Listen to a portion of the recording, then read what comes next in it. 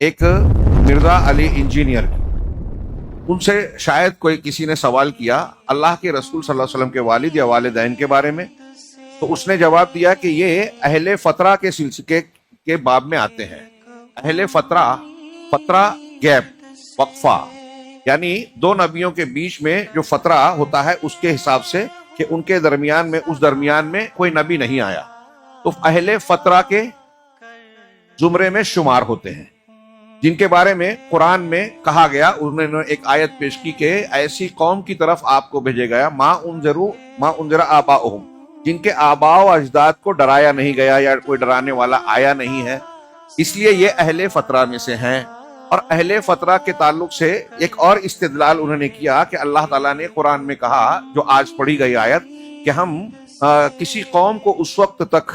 نہیں، دوسری آیت ہے وما نعذبہم حتی نبعث فیہم رسولا، کسی قوم کو ہم عذاب نہیں دیتے یہاں تک کہ، آیت میں نے صحیح پڑھی،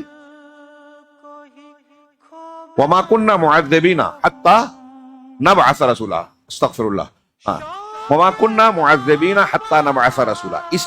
آیت کو پیش کر کے اس شخص نے استدلال کیا، مرزا نے، انجینئر نے، کہ ہم کسی قوم کو عذاب نہیں دیتے جب تک کہ ہم رسول کو مبعوث نہ کر لیں،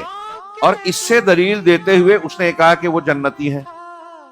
انا للہ، اور قرآن کہہ رہا ہے لِتُنذِرَ قَوْمًا مَا أُنذِرَ آبَاؤُهُمْ فَهُمْ غَافِلُونَ، اے نبی ہم نے آپ کو پیغمبر وہاں بنا کے بھیجا ہے جن کے آباء اجداد کو کوئی پیغمبر بھیجے ہی نہیں گیا تھا۔ تو قرآن تو کہہ رہا ہے کہ نبی علیہ السلام سے پہلے جو لوگ ہیں وہ اہل فترت ہیں، حضور کے والد آپ کی پیدائش سے پہلے فوت ہو گئے، میں ان کے ایمان کا فیصلہ کیسے کروں کہ نعوذ باللہ وہ ایمان پہ نہیں تھے؟ حضور کی والدہ 6 سال کی عمر میں ان کے پر ایمان پیش ہی نہیں کیا گیا۔ ہاں، ابو لہب کی بات کر سکتے ہیں کہ اس پہ ایمان پیش ہوا جب وہ حدیث مسلم کی کہ تیرا باپ اور میرا باپ جہنم میں، حضور نے فرمایا، میں نے اس کی تعویل کی کہ باپ کا ہے، والد تو نہیں کہا۔ نبی علیہ السلام نے اپنے چچا کی طرف کرایا کیا ہو، ابو لہب کی طرف کیا ہو کہ چچا تو باپ کے لیے انہوں نے کیا، جنتی ہیں۔ انا للہ و انا الیہ راجعون۔ علم کا نہ ہونا ایک مصیبت ہے، کسی آدمی کو علم نہ ہو اور اس بات کا بھی علم نہ ہو کہ مجھے علم نہیں ہے، یہ بہت بڑی مصیبت ہے، اور میں ایسا مانتا ہوں کہ مرزا انجینئر اس مصیبت کا شکار ہے۔ اس کے بعد ایک کلپ اور بھی سنائی مفتی طارق صاحب کی، یہ صاحب علم نظر آتے ہیں، انہوں نے توقف اختیار کرنے کو ترجیح دی کہ اس سلسلے میں خاموشی اختیار کرنا چاہیے، ہمارے عمل سے اس کا تعلق نہیں ہے، اور اس سلسلے میں ہم یہ کہیں اور وہ کہیں۔ دونوں حضرات کی ایک بات تھی کہ اگر ہم ان کے تعلق سے کچھ الٹی سیدھی بات کہتے ہیں تو ہو سکتا ہے قیامت کے دن اللہ کے رسول صلی اللہ علیہ وسلم کے سامنے ہمیں شرمندہ ہونا پڑے۔ کتنی عجیب بات ہے۔ کیا رسول اللہ صلی اللہ علیہ وسلم کے والدین مسلم تھے؟ کیا حضور صلی اللہ علیہ وسلم کے والدین کو جنت ملے گی؟ محترمہ اریبہ فرید صاحبہ، نبی صلی اللہ علیہ وسلم کے والدین کا مسئلہ بہت حساس ہے، اس بارے میں بخاری مسلم میں احادیث موجود ہیں، آپ ڈائریکٹ انہی احادیث کو دیکھ لیں، اور بہتر یہ ہے کہ اس مسئلے پر تبصرہ نہ کیا جائے، اس کا ہماری عملی زندگی سے کوئی تعلق نہیں ہے، تو اس لیے میں آپ کے اس سوال کا جواب دینے سے قاصر ہوں۔ ہمیں اپنی فکر کرنی چاہیے، اپنے والدین کے بارے میں سوچنا چاہیے، ان کے لیے دعا کرنی چاہیے۔ اس پر باقی نبی کے والدین کا مسئلہ بہت سینسیٹیو ہے، بہت حساس ہے، اور شاید اگر ہم اس پہ تبصرہ کریں تو شاید ہمیں قیامت کے دن آپ صلی اللہ علیہ وسلم کے سامنے شرمندگی کا سامنا کرنا پڑے کہ میرے والدین کے اس موضوع کو تم نے کیوں اٹھایا اور کیوں اس پر بحث کی۔ بات ہے، پہلی بات ایک علمی گفتگو ہے کہ اہل فترہ سے متعلق اہل علم میں بہت سے کلام ہیں، وہ ایک طرف چھوڑ دیجئے۔ میں 2 روایتیں پیش کر رہا ہوں صحیح مسلم کی، جس کی صحت پر مجھے نہیں معلوم کہ کسی کو اختلاف ہے۔ صحیح مسلم میں ایک حدیث نمبر کتاب الایمان میں 203 اور ایک 214 ہے۔ 203 میں ہے، اللہ کے رسول صلی اللہ علیہ وسلم کے متعلق حضرت انس بن مالک راوی ہے، وہ کہتے ہیں اتا رجل کیا ہے سأل رجل اتا رجل نبی کیا ہے اتا نبی صلی اللہ علیہ وسلم رجل وسأل، اس طرح کے الفاظ ہیں کہ نبی صلی اللہ علیہ وسلم کے پاس ایک شخص آئے اور انہوں نے سوال کیا این ابی، میرے والد کہاں ہیں؟ آپ نے کہا فی النار، جہنم میں۔ فلما قفا، حدیث کے الفاظ ہیں، جب وہ پلٹا لوٹا تو اب اللہ کے رسول نے اعادہ، اس کو واپس بلایا، دعاہ، فلما قفا دعاہ، اسے واپس بلایا اور کہا ان ابی و اباکا فی النار، میرے والد بھی اور تمہارے والد بھی جہنم میں ہے۔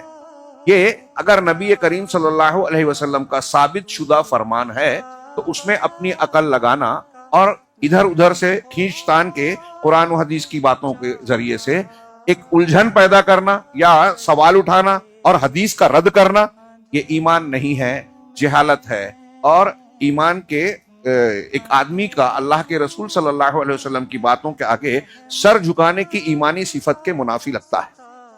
ہاں، یہ صاف صاف حدیث ہے کتاب صحیح مسلم میں،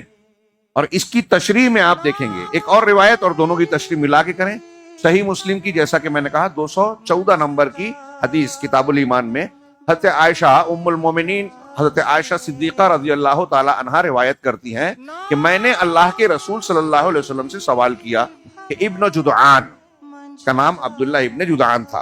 ابن جدعان کانا فی الجاہلیت یصل الرحمہ ویطعم المسکین،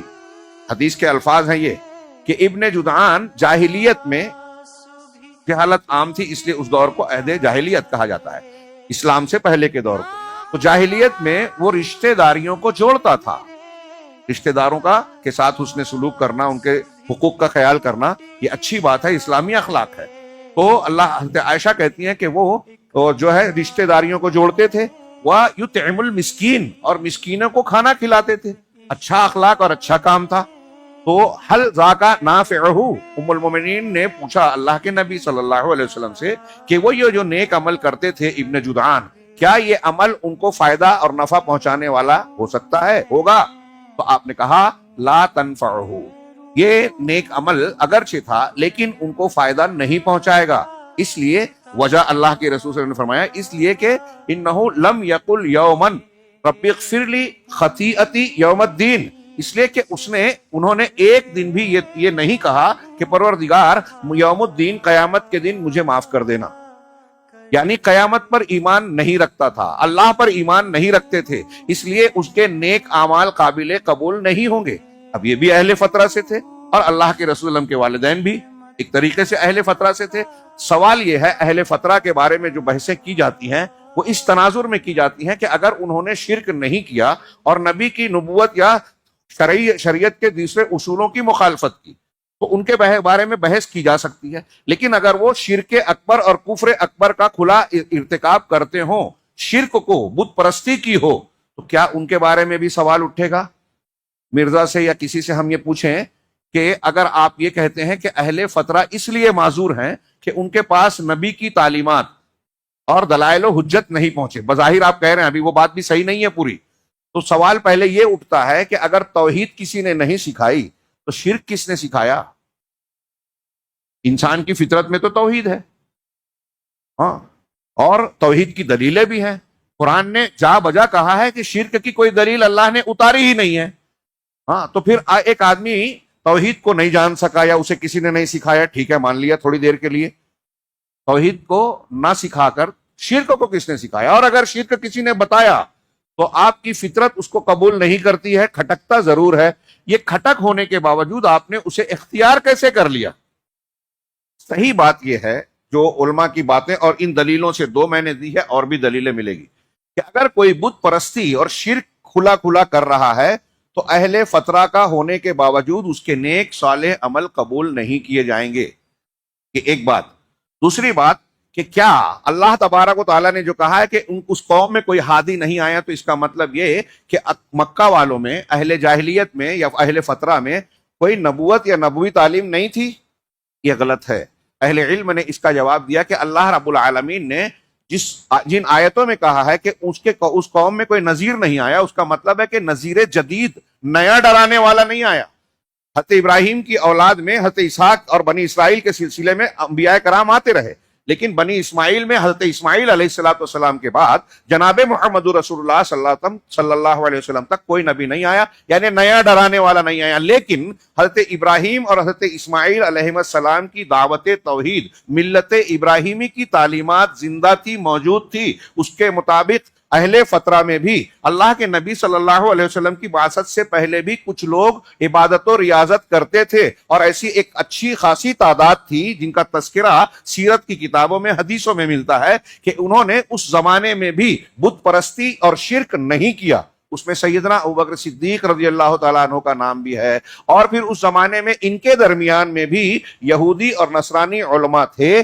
توریت اور انجیل کی تعلیمات کا بقیہ موجود تھا۔ آپ اور ہم سب جانتے ہیں کہ جب پہلی وحی نازل ہوئی، اللہ کے رسول صلی اللہ علیہ وسلم گھبرائے ہوئے گھر آئے تو حضرت خدیجۃ الکبریٰ رضی اللہ تعالیٰ عنہا سے کہا خشیت علی نفسی، مجھے اپنے آپ پر ڈر ہے، تو انہوں نے تسلی دی کلا واللہ لا یخزیک اللہ ابدا، اللہ کی قسم اللہ آپ کو ہرگز رسوا نہیں کرے گا، آپ ایسے ایسے نیکیاں کرتے ہیں، رشتہ داریوں کو جوڑتے ہیں، مہمان نوازی کرتے ہیں، یہ کرتے ہیں، آپ کے اخلاق بتائے۔ اور اس کے بعد حضرت خدیجۃ الکبریٰ ورقہ بن نوفل کے پاس لے گئیں، یہ بھی حدیثوں میں ثابت ہے، سارے لوگ مانتے ہیں کہ وہ انجیل کو جانتے تھے، اور اللہ کے رسول صلی اللہ علیہ وسلم نے جب پورا اپنا واقعہ بتایا اور وحی کا ذکر کیا تو ورقہ بن نوفل نے کہا کہ وہی ناموس ہے، وہی فرشتہ ہے جو موسیٰ عیسیٰ کے پاس آتا تھا، کاش کہ میں اس وقت زندہ رہتا جب آپ کی قوم آپ کو نکالے گی۔ گویا انہوں نے کہا کہ آپ نبی ہیں اور آپ کی نبوت کا اعلان ہوگا تو قوم آپ کو نکلنے پر مجبور کرے گی۔ یہ اہل علم موجود تھے، اور ان کے بارے میں جیسے ورقہ بن نوفل اور کئی ایسے نام ملتے ہیں جو جاہلیت میں اللہ کے رسول اللہ کی بعثت سے پہلے حق کی تلاش میں نکلے تھے، مشورہ کیا کہ کہاں حق ہے۔ یہ لوگ جو بتوں کی پرستش کر رہے ہیں یہ ملت ابراہیمی سے ہٹے ہوئے ہیں، اور قرآن نے بھی جا بجا مشرکین مکہ کے اس دعوے کا رد کیا۔ وہ کہتے تھے کہ ہم ابراہیم سے تعلق رکھتے ہیں، ہم حضرت ابراہیم کی ملت پر ہیں، ان کی نسل سے ہیں۔ اللہ تعالیٰ نے ان کا رد کیا، ما کانا ابراہیم یہودی ولا نصرانی ولکن کانا حنیفا مسلما وما کانا من المشرکین۔ یہودی، نصرانی، مشرکین مکہ تینوں کہتے تھے کہ ہم ابراہیم سے تعلق رکھتے ہیں۔ اللہ نے کہا نہ ابراہیم علیہ السلام یہودی تھے، نہ نصرانی تھے، اور نہ ہی مشرک تھے۔ ان اول الناس، ایک جگہ کہا ان اول الناس بابراہیم الذین اتبعوہ، کہ ابراہیم سے تعلق اور قربت کے زیادہ حقدار وہ لوگ ہیں جنہوں نے ابراہیم کی اتباع کی،